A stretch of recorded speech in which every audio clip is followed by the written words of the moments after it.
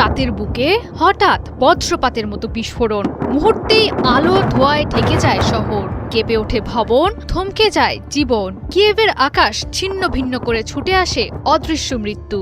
গেল ২৪ জানুয়ারি ইউক্রেনের রাজধানীতে আঘাত হানে রাশিয়ার ভয়ঙ্কর ক্ষেপণাস্ত্র। পুতিনের শক্তির প্রদর্শন, ভয় দেখানোর কৌশল, নাকি বড় যুদ্ধের পূর্বাভাস? এই প্রশ্নের উত্তর খুঁজতেই মস্কোর দিকে তাকিয়ে বিশ্ব। বিশ্লেষকরা বলছেন, প্রথমবারের মতো শক্তিশালী KH-22 মিসাইল ছুড়ে চাপে রাখার বার্তা দিয়েছে পুতিন সেনারা।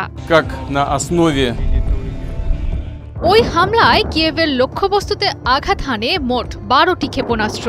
KH-22 ছাড়াও ব্যবহৃত হয় ইস্কান্দার, কিনঝাল, কালিবার, জিরকন এবং অ্যান্টি রাডার মিসাইল।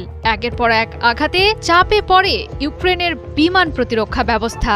গুরুত্বপূর্ণ সামরিক স্থাপনাগুলো ক্ষতিগ্রস্ত হয়, বিদ্যুৎ ও যোগাযোগ ব্যবস্থায় সাময়িক বিপর্যয় দেখা দেয়। অন্ধকারে ডুবে যায় পুরো কিয়েভ শহর, থমকে যায় চিকিৎসা সেবা, মারাত্মকভাবে ব্যাহত হয় মোবাইল ও ইন্টারনেট সংযোগ। রুশ হামলায় ধ্বংস হয় ইউক্রেনীয় বাহিনীর একাধিক সামরিক সরঞ্জাম। রুশ ক্ষেপণাস্ত্রের আঘাতে কেবল অবকাঠামো নয়, ভেঙে পড়ে সাধারণ মানুষের মানসিক শক্তিও। আতঙ্ক, অনিশ্চয়তা আর ভয় গ্রাস করে কিয়েভবাসীকে।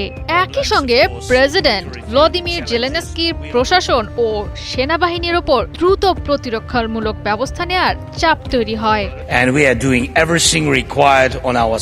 বিশেষজ্ঞদের মতে শব্দের চেয়ে প্রায় ৪.৬ গুণ বেশি গতিতে ছুটতে সক্ষম KH-22 মিসাইল দিয়েই ২০২৬ সালে এসে কিয়েভে সবচেয়ে বড় হামলা চালিয়েছে রাশিয়া।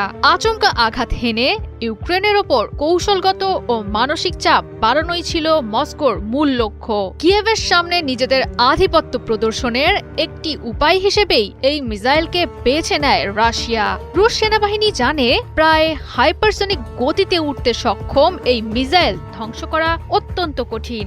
ইউক্রেনের আকাশ প্রতিরক্ষা ব্যবস্থার গোলাবারুদের সীমাবদ্ধতা সম্পর্কেও ভালোভাবে অবগত রাশিয়া। ফলে তাৎক্ষণিকভাবে কার্যকর প্রতিরোধ গড়ে তোলা কিয়েভের জন্য বড় চ্যালেঞ্জ।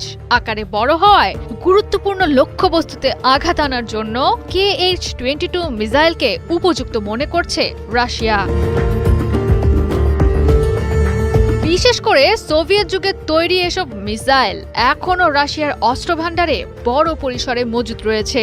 নষ্ট হওয়ার আগেই ইউক্রেন যুদ্ধে এগুলো ব্যবহার করে সম্ভাব্য অর্থনৈতিক ক্ষতি এড়াতে চাইছে মস্কো। পুরনো মজুত কাজে লাগিয়ে যুদ্ধের খরচ কমানোও রুশ কৌশলের একটি অংশ।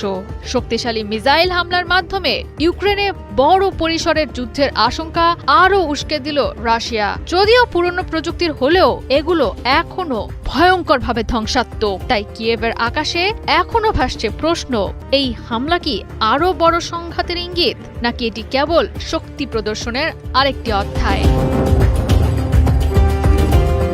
জয়া সরকার, ৭১।